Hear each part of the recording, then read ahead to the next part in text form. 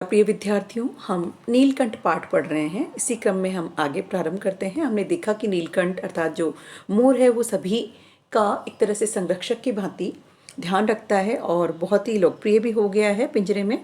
सभी उसे बहुत प्रेम करते हैं, बहुत ही सुंदर भी है वो। अब देखिए, एक दिन शिशु खरगोश जो है उसको सांप की पकड़ में आ जाता है, तो वो किस तरह से उसको बचाता है ना। निगलने के प्रयास में सांप ने उसका आधा पिछला शरीर तो जो है मुंह में दबा रखा था, आधा बाहर था, और चींची के स्वर भी इतना तीव्र नहीं निकल रहा था। मतलब वो बिल्कुल उसकी जान जो है मुसीबत में आ चुकी थी।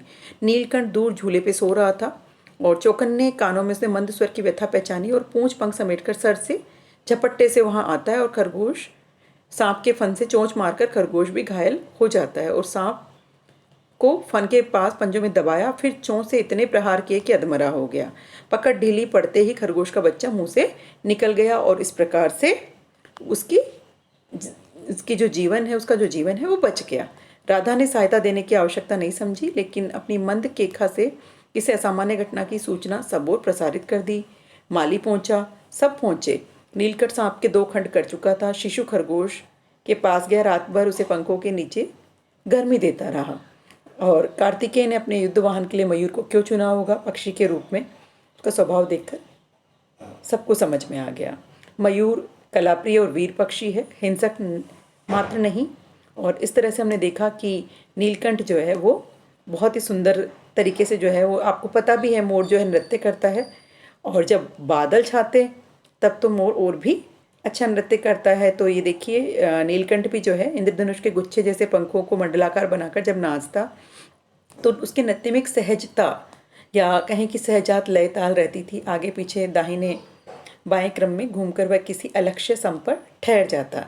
राधा नीलकंठ के समान नाच तो नहीं सकती थी, लेकिन एक उसकी गति में भी एक छंद होता था और वो उसके दाहिनी ओर पंख को छूती हुई बाएं से निकल जाती।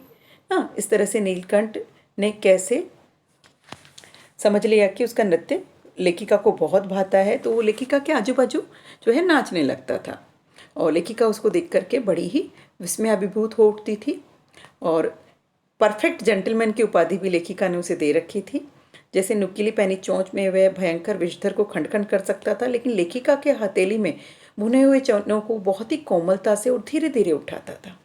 ठीक है, वसंत के मौसम में आम के वृक्ष पर जब सुनहली मंजरियां आ जाती, अशोक नए पत्तों से सज्जित होता, तो नीलकंठ जो है वो जालीघर में नहीं रहना चाहता था। वो उसकी प्रिय ऋतु थी। प्रिय ऋतु तो खैर वर्षा ही है, लेकिन उस मौसम में भी वो जो है चारों तरफ उछल कूद करता हुआ पेड़ों की डालों पर अपना आश्रय बना लेता था।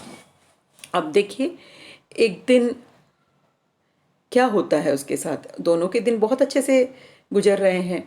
अब एक दिन एक नया मोर का बच्चा लेखिका फिर ले आती हैं और वो उसका, जैसे कि वो वहाँ पहुँचता है तो उसका नामकरण होता है कुब्जा नाम के